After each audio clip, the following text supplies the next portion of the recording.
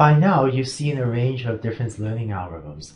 Within supervised learning, the performance of many supervised learning algorithms will be pretty similar, and what matters less will often be whether you use learning algorithm A or learning algorithm B, but what matters more will often be things like the amount of data you train these algorithms on, as well as your skill in applying these algorithms, things like your choice of the features that you design to give the learning algorithms and how you choose the regularization parameter and things like that.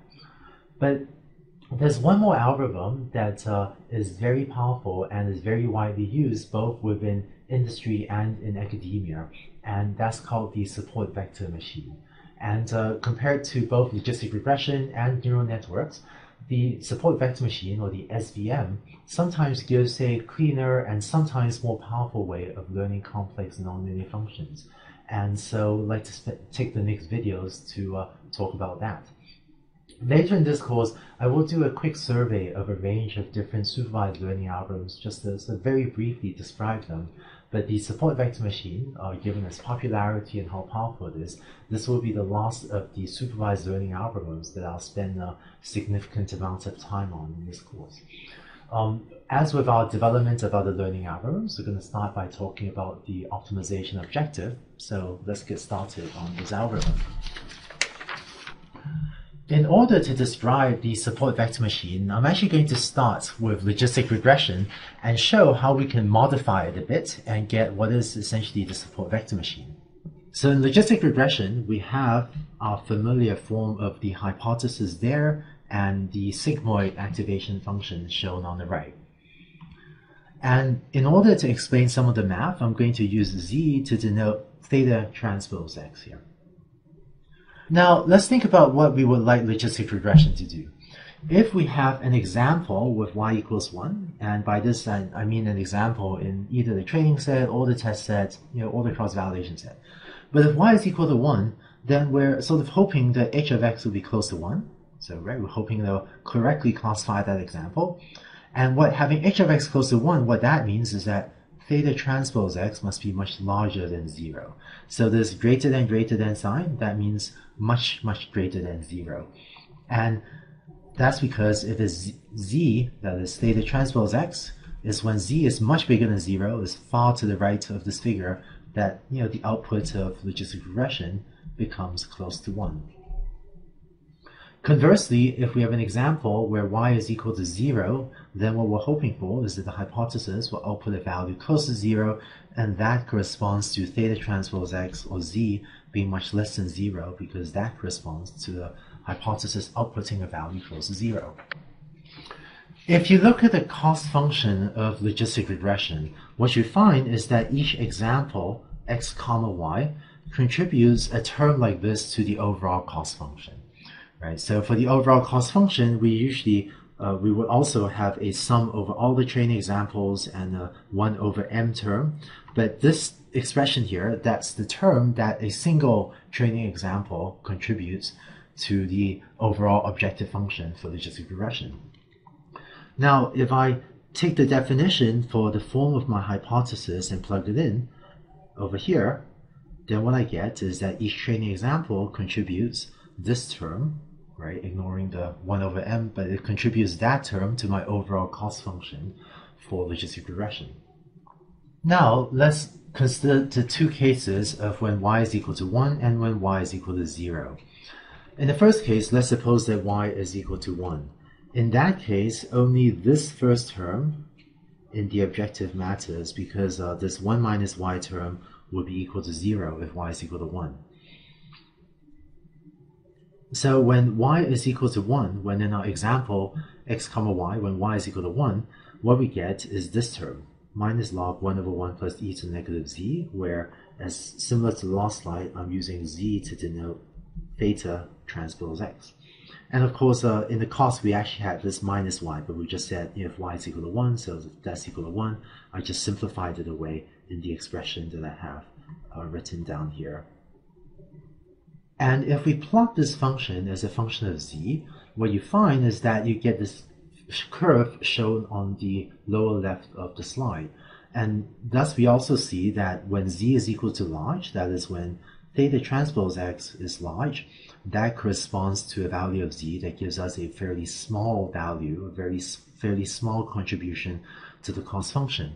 And this kind of explains why when logistic regression sees a positive example with y equals 1, it tries to set theta transpose x to be very large, because that corresponds to this term in the cost function being small.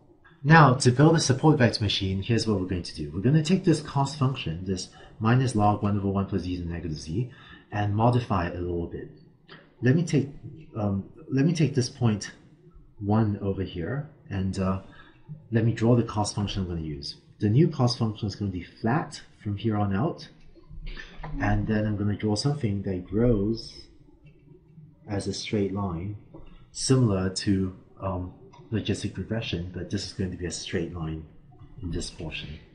So the curve that I just drew in magenta, the curve that I just drew in purple and magenta, so it's a pretty close approximation to the cost function used by logistic regression, except that it's now made up of two line segments.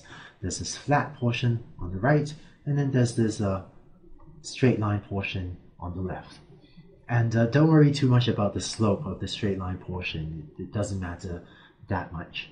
But that's the new cost function we're going to use for when y is equal to 1. And you can imagine it should do something pretty similar to logistic regression. But it turns out that this will give the support vector machine computational advantages and give us later on an easier optimization problem that will be easier for software to solve. We just talked about the case of y equals 1. The other case is if y is equal to 0. In that case, if you look at the cost, then only this second term will apply, because the first term goes away, right? If y is equal to 0, then you have a 0 here, so you're left only with the second term in the expression above. And so the cost of an example, or the contribution of the cost function, is going to be given by this term over here. And if you plot that as a function of z, so I have here z on the horizontal axis, you end up with this curve. And for the support vector machine, once again, we're going to replace this blue line with something similar. And in particular, I'm going to replace it with a new cost, this flat out here, this 0 out here, and that then grows as a straight line, like so. So let me give these two functions names. This function on the left, I'm going to call cost subscript 1 of z, and this function on the right, I'm going to call cost subscript 0 of z. And the subscript just refers to the cost corresponding to when y is equal to 1 versus when y is equal to 0. Armed with these definitions, we're now ready to build the support vector machine. Here's the cost function j of theta that we had for logistic regression.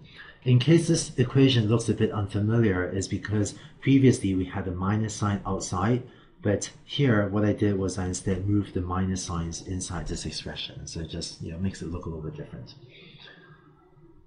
For the support vector machine, what we're going to do is essentially take this and replace this with cost 1 of z, that is cost 1 of theta transpose x. And we're going to take this and replace it with cost 0 of z, that is of cost 0 of theta transpose x. Where the cost 1 function is what we had on the previous slide that looks like this, and the cost 0 function, again, what we had on the previous slide that looks like this. So what we have for the support vector machine is a minimization problem of 1 over m, sum over my training examples of yi times cost 1 of theta transpose xi plus 1 minus yi times cost 0 of theta transpose xi, and then plus my usual regularization parameter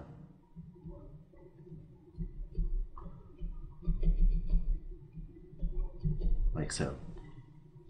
Now, by convention, for the support vector machine, we actually write things slightly differently, or we reparameterize this just very slightly differently.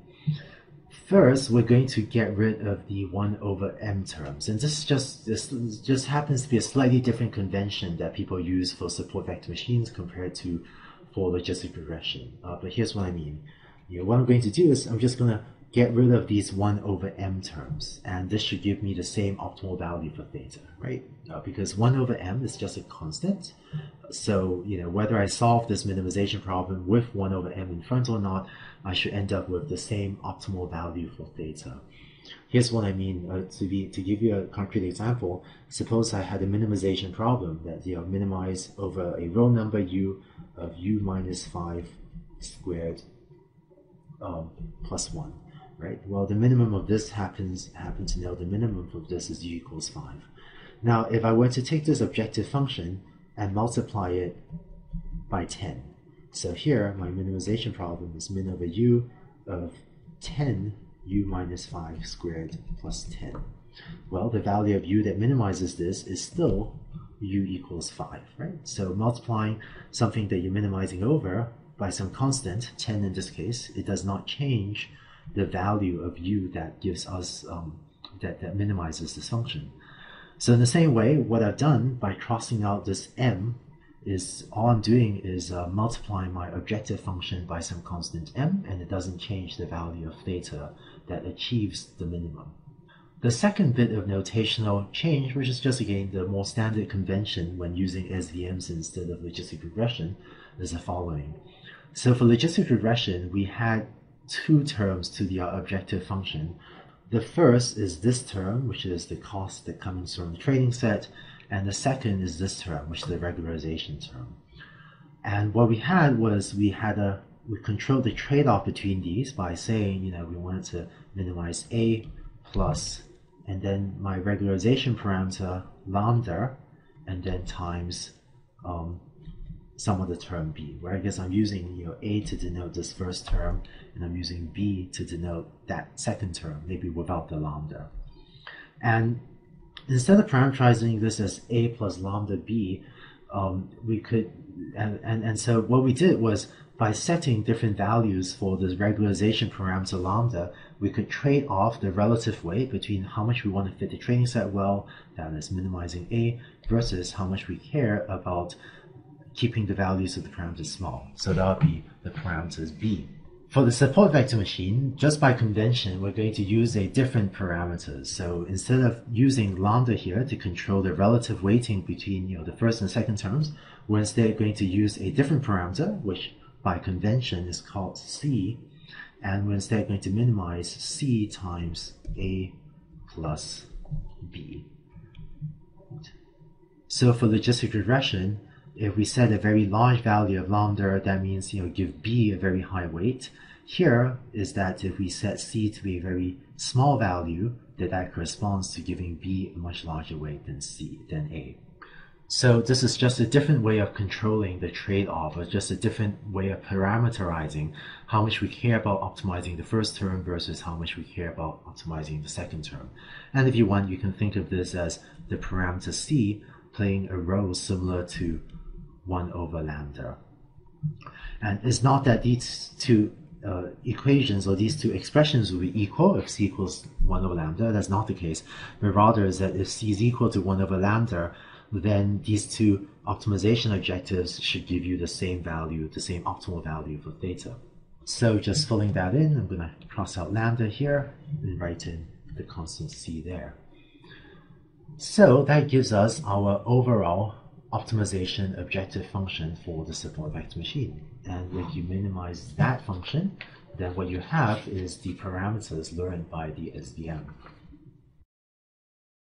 Finally, unlike logistic regression, the support vector machine doesn't output a probability. Instead, what we have is we have this cost function, which we minimize to get the parameters theta.